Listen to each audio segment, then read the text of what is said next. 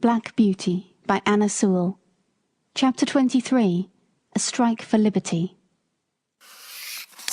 One day, my lady came down later than usual, and the silk rustled more than ever. "Drive to the Duchess of B.'s," she said, and then, after a pause, "Are you never going to get those horses' heads up, York? Raise them at once, and let us have no more of this humouring and nonsense." York came to me first, while the groom stood at Ginger's head. He drew my head back and fixed the rein so tight that it was almost intolerable. Then he went to Ginger, who was impatiently jerking her head up and down against the bit, as was her way now.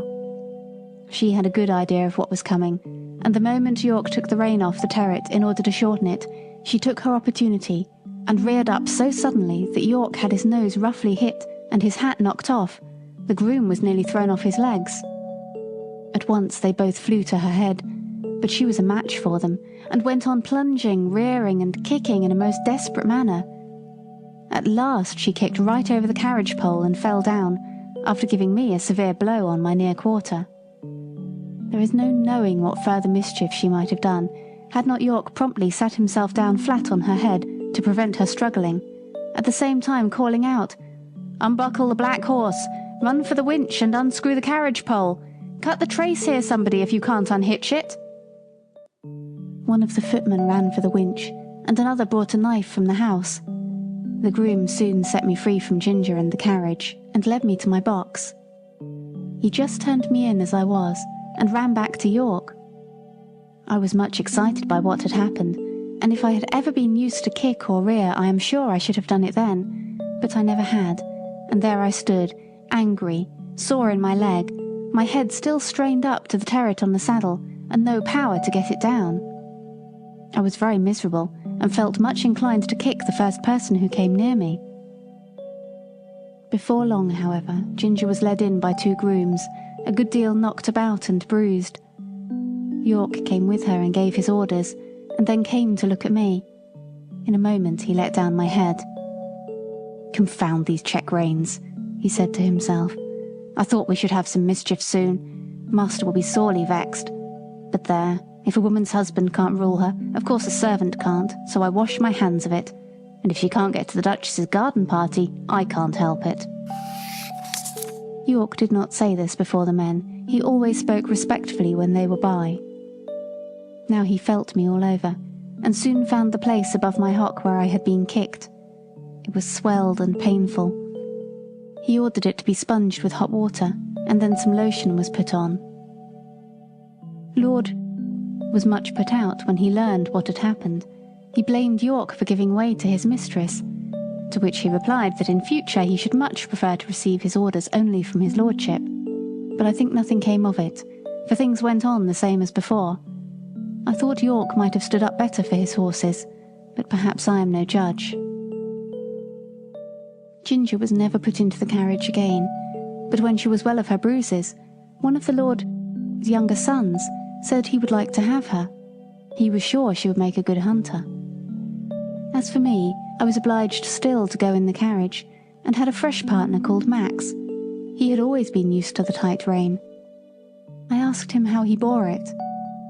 "Well," he said, "I bear it because I must, but it is shortening my life, and it will shorten yours too if you have to stick to it." "Do you think," I said, "that our masters know how bad it is for us?" "I can't say," he replied, "but the dealers and the horse doctors know it very well. I was at a dealer's once, who was training me and another horse to go in as a pair. He was getting our heads up, as he said, a little higher and a little higher every day. A gentleman who was there asked him why he did so. "Because," said he, "people won't buy them unless we do. The London people always want their horses to carry their heads high, and to step high. Of course it is very bad for the horses, but then it is good for trade. The horses soon wear up, or get diseased, and they come for another pair." "That," said Max, "is what he said in my hearing, and you can judge for yourself." What I suffered with that rein for 4 long months in my lady's carriage, it would be hard to describe, but I am quite sure that, Had it lasted much longer, either my health or my temper would have given way. Before that I never knew what it was to foam at the mouth, but now the action of the sharp bit on my tongue and jaw and the constrained position of my head and throat always caused me to froth at the mouth more or less. Some people think it very fine to see this, and say, "What fine, spirited creatures!" But it is just as unnatural for horses as for men to foam at the mouth. It is a sure sign of some discomfort, and should be attended to. Besides this, there was a pressure on my windpipe, which often made my breathing very uncomfortable. When I returned from my work, my neck and chest were strained and painful, my mouth and tongue tender, and I felt worn and depressed. In my old home, I always knew that John and my master were my friends. But here, although in many ways I was well treated, I had no friend. York might have known, and very likely did know, how that rain harassed me, but I suppose he took it as a matter of course that it could not be helped. At any rate, nothing was done to relieve me. End of chapter 23. Thank you for listening to Relaxing Story Time. If you've enjoyed this episode, please feel free to share it. Also, make sure to subscribe so you don't miss out. Be sure to check out our other videos. And always remember, it's important to take time to relax, imagine, and dream.